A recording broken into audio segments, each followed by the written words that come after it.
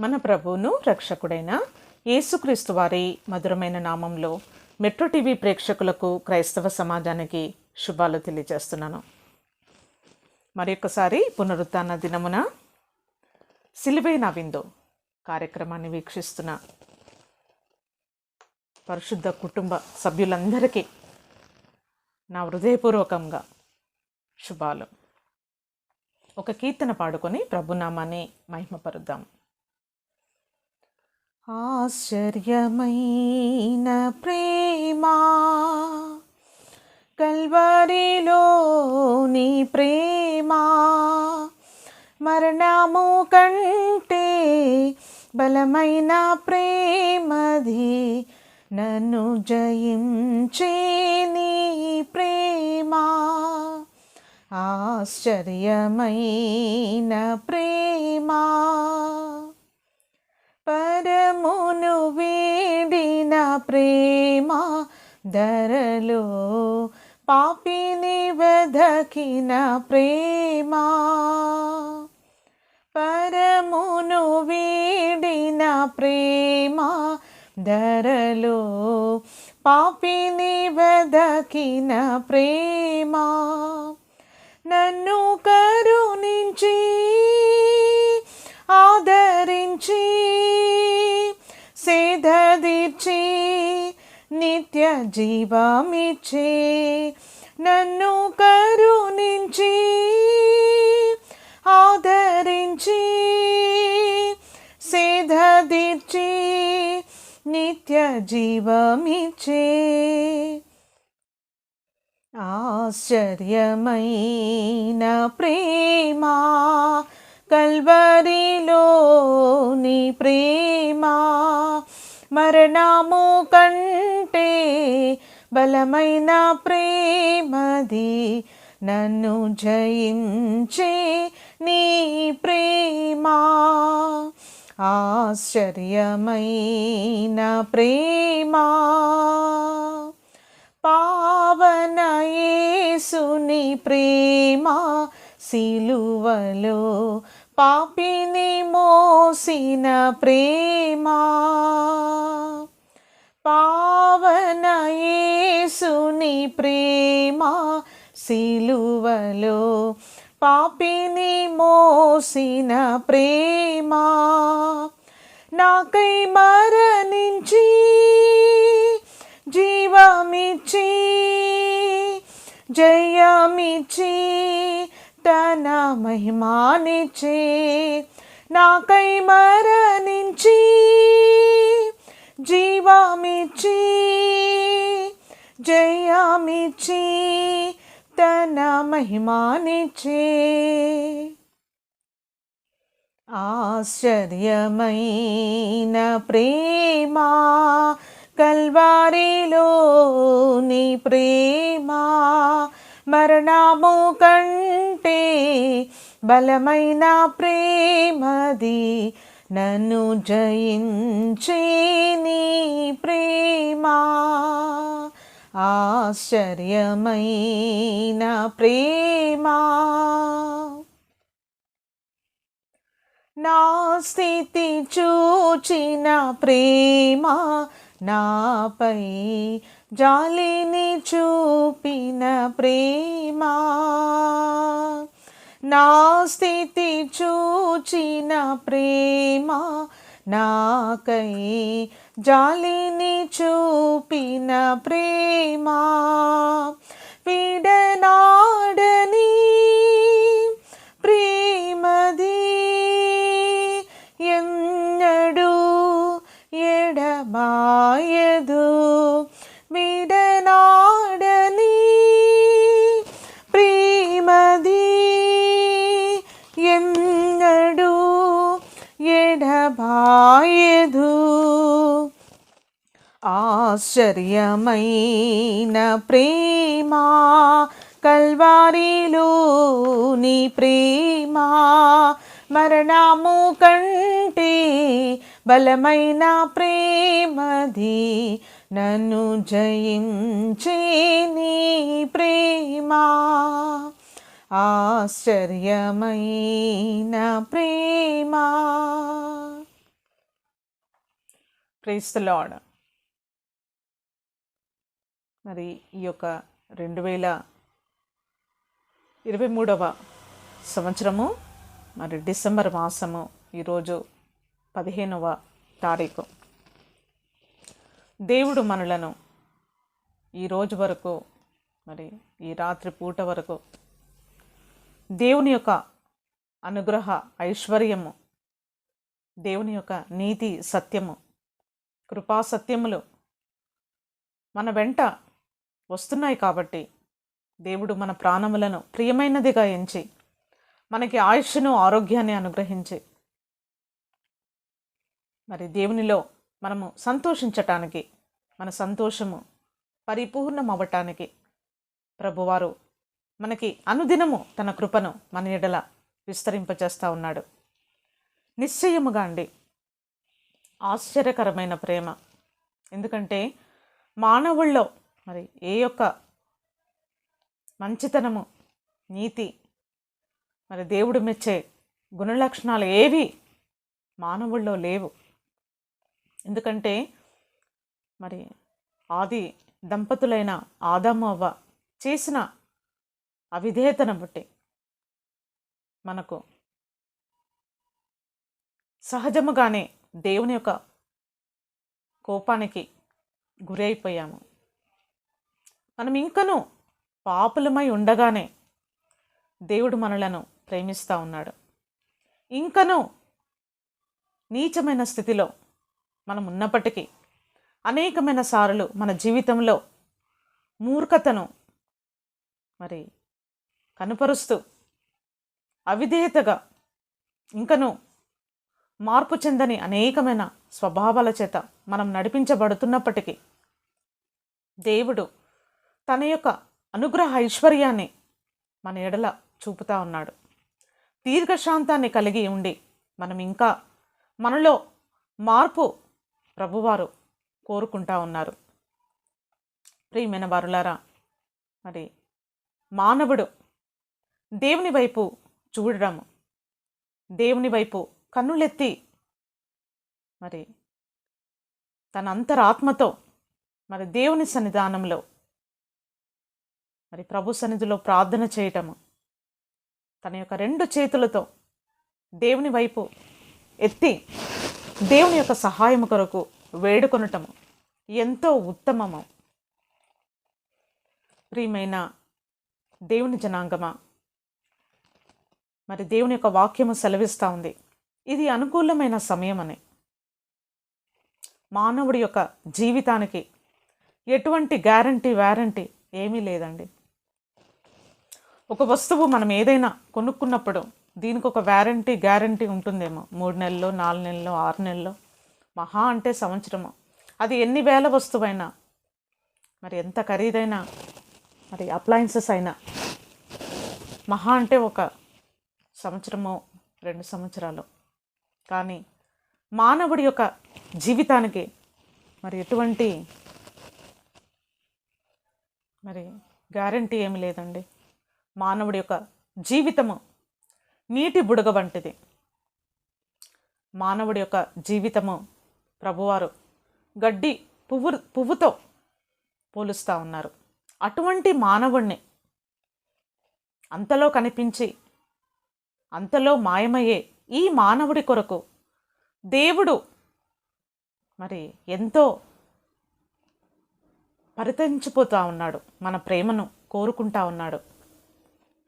అల్పమైన జీవితాలు, అనేకమైన కొరతలు,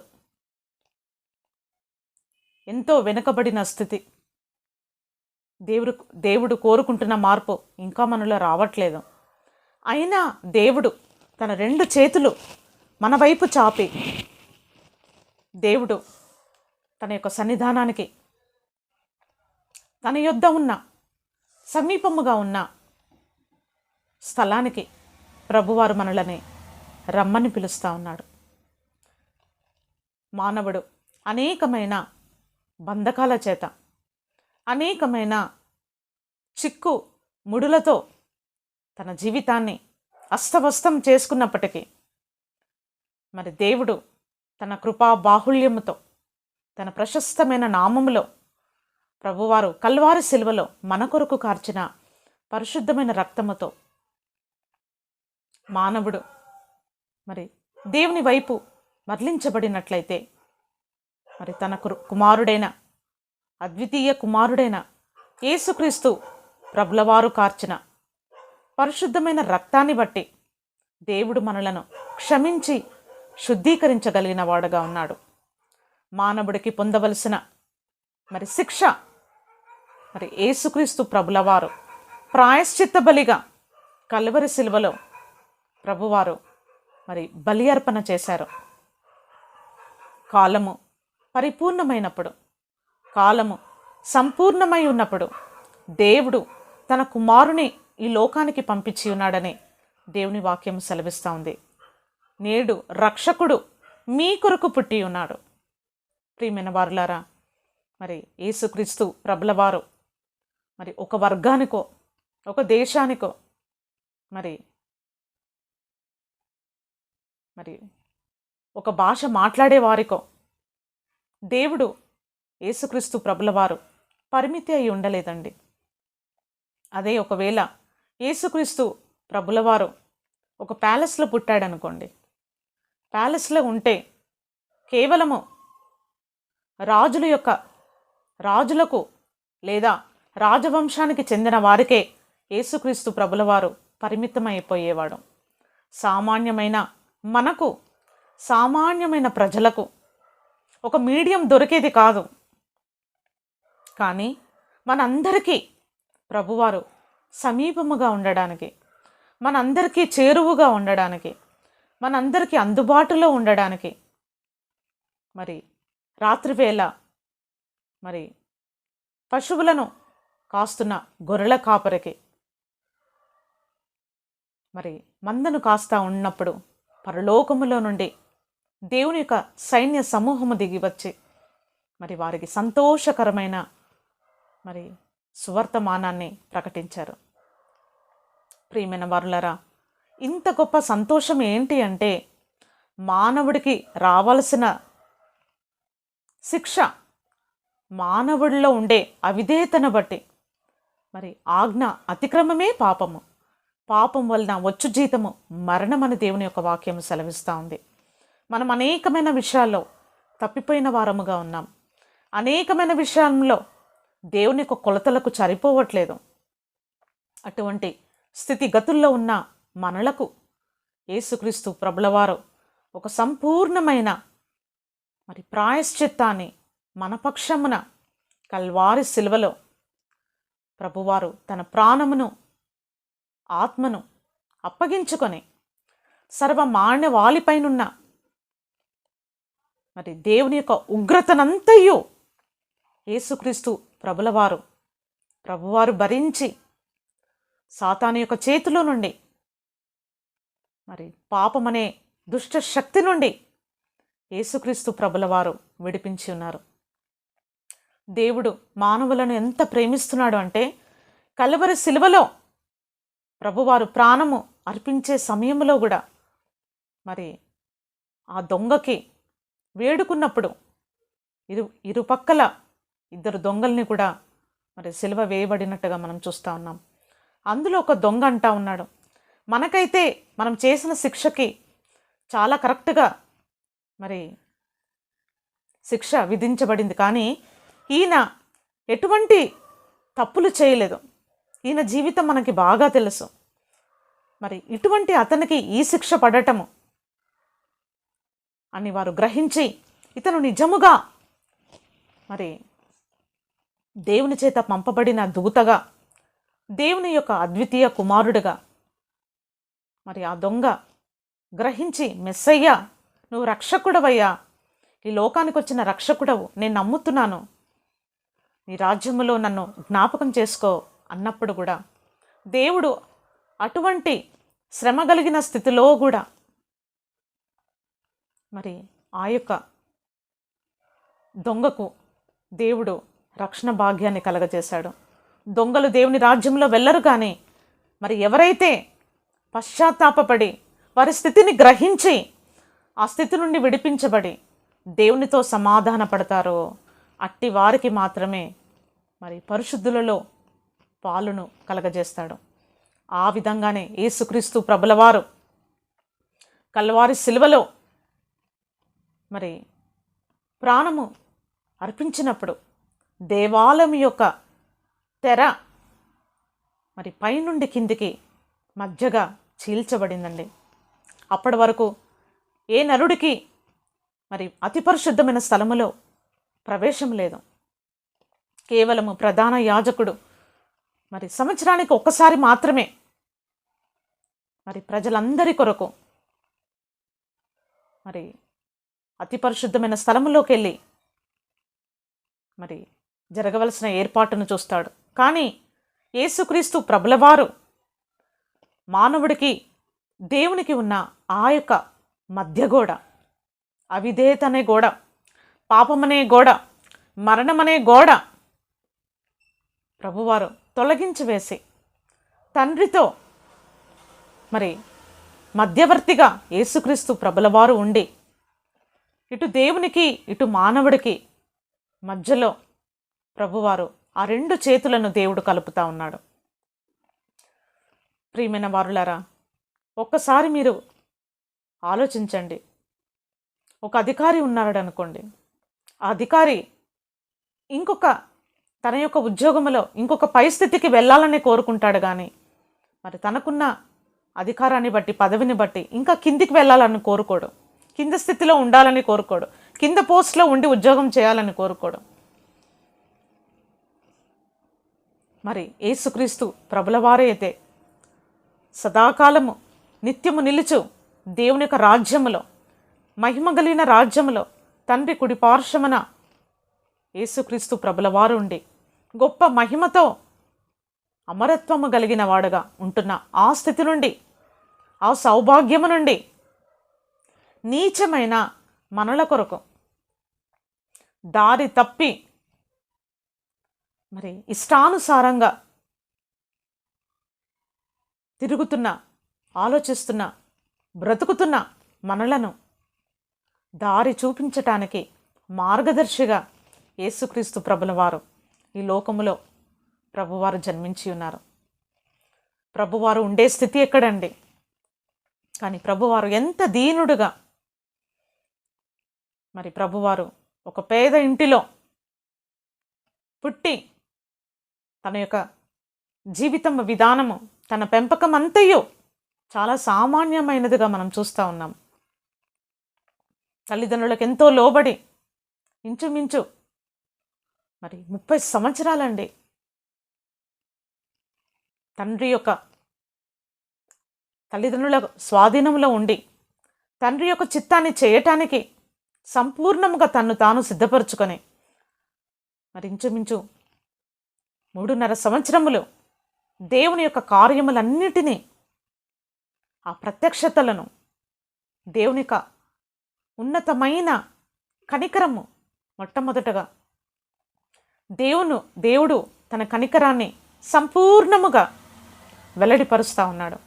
ఎటువంటి వ్యాధిగ్రస్తులు ఆయన యొద్దకు వచ్చినప్పటికీ ఎవరిని చీదరించుకోకుండా, ఎవరిని తోలివేయకుండా వారి బాధలను విని తన నోటితో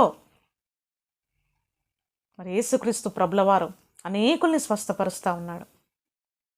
చిన్న బిడ్డలు వారి యొద్దకు వచ్చినప్పుడు ఏ స్థితిగతులు అయినా ఉన్నా వారిని అయినను చిన్న బిడ్డలు వారి యేసుక్రీస్తు ప్రభులవారి యొద్దకు వచ్చినప్పటికీ శిష్యులు గద్దిస్తూ ఉన్నారు, మీరేంటి పిల్లలంతా వచ్చారని. కానీ ప్రభు మటుకు వారిని ఆటంకపరచవద్దు, వారిని నా యొద్దకు తీసుకొని రండి అని చెప్పేసి వారి మీద చేతులుంచి ఆశీర్వదించారు. అనేక మంది తల్లులు, స్త్రీలు ప్రభుని వెంబడించారండి. ప్రతి ఒక్కరి యొక్క అంగలార్పు, ప్రతి ఒక్కరి యొక్క కేక దేవుడు విన్నాడు. ప్రియమైన దేవుని జనాంగమా, మరి ఇంతగా దేవుడు మనలను ప్రేమిస్తుండగా, ఇంతగా తన యొక్క కృపను మన ఎడల విస్తరింపచేస్తూ ఉన్నాడు. యేసుక్రీస్తు ప్రభుల వారి యొక్క పుణ్యదానము మానవుడి యొక్క అవిధేయతను బట్టి మరణం ఎలాగా అనేకులకు వచ్చిందో ఆ విధంగానే యేసుక్రీస్తు ప్రభులవారు ధర్మశాస్త్రం యొక్క విధి నుండి మనలను విడిపించటానికి ప్రభువారు మరి ఆ యొక్క పుణ్య దానముగా మన కొరకైనా అర్పించబడ్డాడు. యేసుక్రీస్తు ప్రభులవారు దానము చేయబడినప్పుడు అది అనేకులకు విస్తరించనని దేవుని యొక్క వాక్యం సెలవిస్తూ ఉంది. చూడండి, రోమీయులకు రాసిన పత్రిక 5వ అధ్యాయము 18వ వచనం నుండి. కాబట్టి తీర్పు ఒక్క అపరాధము మూలమున వచ్చినదై మనుషులందరికీ శిక్షావిధి కలుగుటకు ఎలాగో కారణమాయనో, అలాగే ఒక్క పుణ్య కార్యము వలన కృపాదానము మనుషులందరికీ జీవప్రదమైన నీతి విధింపబడుటకు కారణమాయను. ఏలైనగా ఒక మనుషుని అవిధేయత వలన అనేకులు పాపులుగా ఎలాగు చేయబడ్డారో, అలాగే ఒకని విధేయత వలన అనేకులు నీతిమంతులుగా చేయబడుదురు. Praise the lord. ప్రియమైన వారులారా, ఎంత మంచి దేవుడండి. నీతి లేని మనుషులకు దేవుడు తన నీతిని మనకు ఆరోపిస్తూ ఉన్నాడు, మనల్ని నీతిమంతులుగా చూస్తూ ఉన్నాడండి. అసలు ఏ స్థితిలో నుంచి ఏ స్థితిలోనికి ప్రభు మనల్ని తీసుకెళ్ళిపోతూ ఉన్నాడు. చూడండి, రోమీయులకు రాసిన పత్రిక 4వ అధ్యాయము చివరి వచనం అండి, 25వ వచనము. ఆయన మన అపరాధముల నిమిత్తము అప్పగింపబడి మనం నీతిమంతులుగా తీర్చబడుటకై లేపబడెను. ప్రియమైన వారులారా, యేసుక్రీస్తు ప్రభుల వారు వచ్చింది మన కొరకు, పుట్టింది మన కొరకు. మరి మనకి మార్గమును, ఒక బాటను వేసి ఒక నూతనమైన జీవాన్ని ప్రభువారు మనకు అనుగ్రహిస్తూ ఉన్నారు. అపరాధులుగా ఎంచబడుతున్న మనలను, అపరాధమంతయు యేసుక్రీస్తు ప్రభుల వారు తన మీద వేసుకొని దేవుడు మనలను స్వతంత్రులుగా చూస్తూ ఉన్నాడు, స్వతంత్రులుగా పిలుస్తూ ఉన్నాడు. సాతాను యొక్క చెర అండి. మానవుడిని సాతానుడు ఎంతగా అన్ని రకాలుగా, మానసికంగా, శారీరకంగా, మరి అనేక రకాలుగా మనిషి యొక్క జీవితాన్ని మరి అస్తవ్యస్తం చేస్తున్నప్పుడు వాడి యొక్క బంధకాల నుండి విడిపించి మరి చీకటిలో ఉండేవారికి, మరణ ఛాయలో ఉండేవారికి తన యొక్క ఆశ్చర్యకరమైన వెలుగులోనికి ప్రభువారు మనలను పిలుస్తూ ఉన్నాడండి.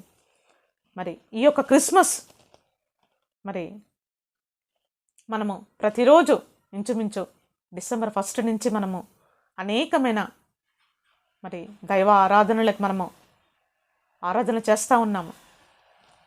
మరి నిజమైన క్రిస్మస్ ఏంటి అంటే, యేసుక్రీస్తు ప్రభుల వారు ఏ విధముగా ఆ యొక్క పశువుల తొట్టిలో పరుండబెట్టారో ఆ విధముగా మన హృదయంలో కూడా పశువుల తొట్టి లాంటి మన హృదయము, మరి రోత కలిగిన మన హృదయము, మరి మన హృదయంలో ప్రభువారు జన్మించడమే నిజమైన క్రిస్మస్. ప్రియమైన వారులారా, చూడండి ఇక్కడ రోమీయులకు రాసిన పత్రిక 5వ అధ్యాయము 8వ వచనము.